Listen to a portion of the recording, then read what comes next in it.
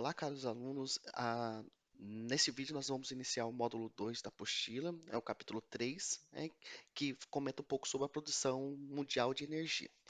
Pois bem, cabe destacar, antes de mais nada, que a energia ela é algo que faz parte do nosso cotidiano, que ela faz parte do nosso dia a dia.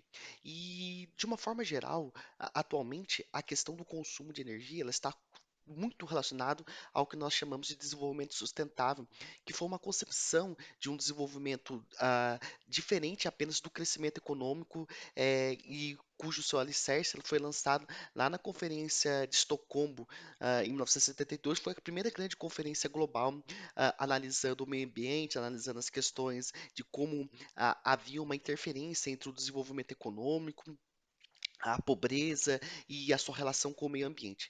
E desde então, desde 72, né, até 1984, 87, quando foi criado o relatório Nosso Futuro Comum, e aí sim alicerçado a concepção final do que seria o desenvolvimento sustentável, basicamente hoje nós temos o processo de consumo de energia, né, a questão da matriz energética baseado sempre em meio ambiente, em sociedade e economia. Porque desde 72, desde aquele grande encontro em Estocolmo, que começou-se a se pensar um pouco sobre o mundo, né, como seria o futuro se houvesse um crescimento desenfreado, né, do consumo e, acima de tudo, do consumo energético, né, visto que a queima de combustíveis fósseis, ou seja, de fontes de energias não renováveis, teria um impacto severo na questão do equilíbrio ambiental em escala global.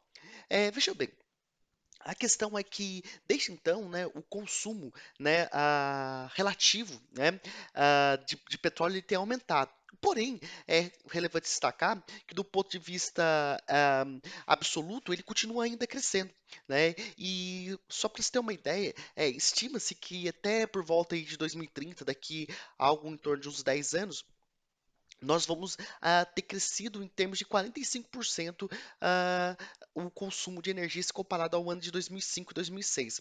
Ou seja, nós estamos, do ponto de vista geral, né, expandindo muito o consumo de energia, até porque existem países, como por exemplo o Brasil, mas acima de tudo países emergentes, que têm tido um amplo crescimento econômico, a se destacar China e Índia, têm literalmente tirado grande parte da sua população de uma condição de pobreza extrema ou de linha de pobreza ou abaixo dessa linha de pobreza e inserido essas pessoas em algum nível, em alguma esfera de consumo, de possibilidade de se consumir.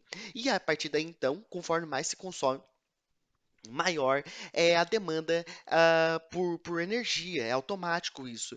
E nos últimos anos, o que está havendo é literalmente uma busca por um desenvolvimento um pouco mais sustentável do ponto de vista de desenvolver matrizes energéticas que sejam menos poluentes ou não poluentes para a natureza, mantendo-a em equilíbrio.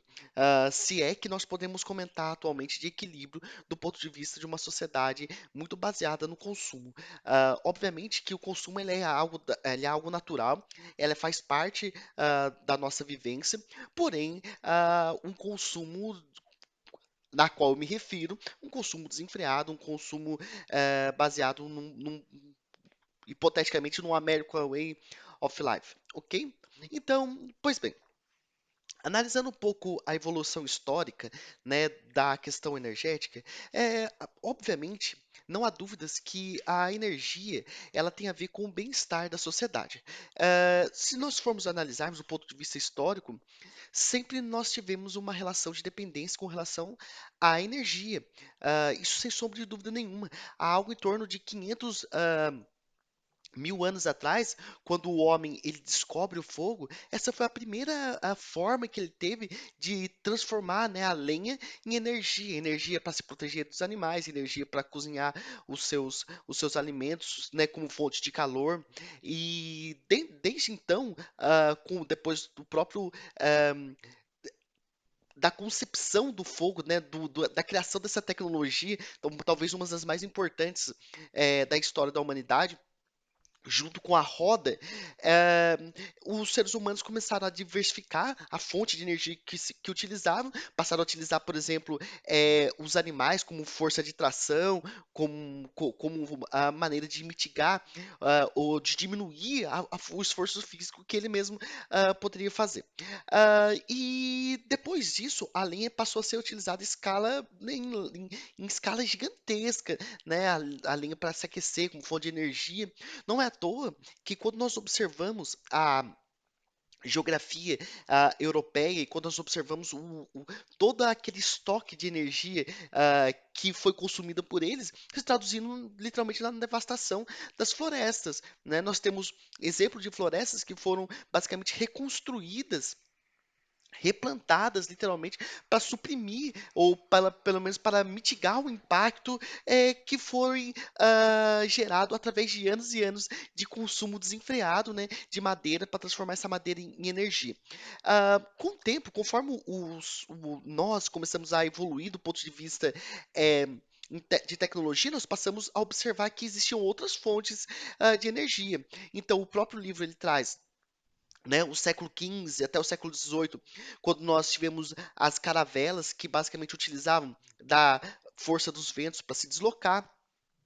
Porém, nós temos que entender que a primeira revolução industrial, né, que acontece lá na Inglaterra, ela basicamente é um divisor de águas do ponto de vista de consumo de energia. Porque justamente a indústria têxtil e depois, né, o desenvolvimento, né, da máquina e do motor a combustão externo, que é a queima de carvão, basicamente começou a haver um aumento muito grande da demanda por energia, e essa energia, conforme a tecnologia foi se desenrolando, nós passamos a ter um leque gigantesco de possibilidades de se utilizar energia e de fontes de energias. Basicamente, ah, depois desse processo, nós devemos entender que a primeira e a segunda revolução industrial, apesar de ter sido tristíssima do ponto de vista da exploração econômica de mulheres, de crianças, do próprio trabalhador que chegava a exercer atividades, né, e jornadas de trabalhos de 14, 15, 16 horas, nós tivemos uma melhoria do padrão de consumo, não apenas no continente europeu, e depois, posteriormente, a todos os continentes, né, num globo como um todo.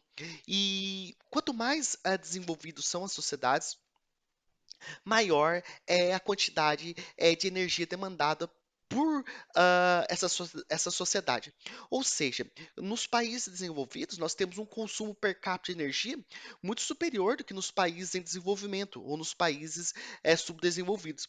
Porque lá no mundo desenvolvido, principalmente no hemisfério norte, nós temos ah, muitos aparelhos eletrônicos, né, muitos veículos, né, a rede de transporte ela funciona, porém ela demanda por energia, né, ao passo que nas sociedades mais menos favorecidas, mais pobres, nós temos uma quantidade bem menor de consumo de energia per capita. Esse consumo de energia ele pode estar incrustado, né, nas coisas menos perceptíveis para nós, como por exemplo o aquecimento do chuveiro elétrico, ou no mundo desenvolvido no sistema de calefação das residências, que é o sistema de aquecimento via gás. Então, tudo isso vai contribuindo para que o consumo de energia per capita ela seja muito maior no mundo desenvolvido. É relevante destacar que atualmente nós temos basicamente duas grandes categorias de energia. Nós temos as fontes, né, de energias renováveis, que são hidrelétrica, solar, eólica, dentre tantas outras, que ela existe abundância e sempre se renova na natureza. Em contrapartida, nós temos as fontes de energias não renováveis, que são aquelas que uma vez utilizadas, você não existe mais a possibilidade, pelo menos em curto espaço de tempo. Quais são esses exemplos? Né, o petróleo, o carvão mineral, o gás natural. Não que ele não se formará mais, é que o ciclo de formação dessas fontes de energias, ela está muito mais conectado com o tempo geológico do que o tempo cronológico da vida do ser humano. Então o petróleo se formará novamente, só que dentre alguns milhões de anos, o que impossibilita a nossa utilização em curto prazo. Pois bem, esse foi o primeiro vídeo de introdução.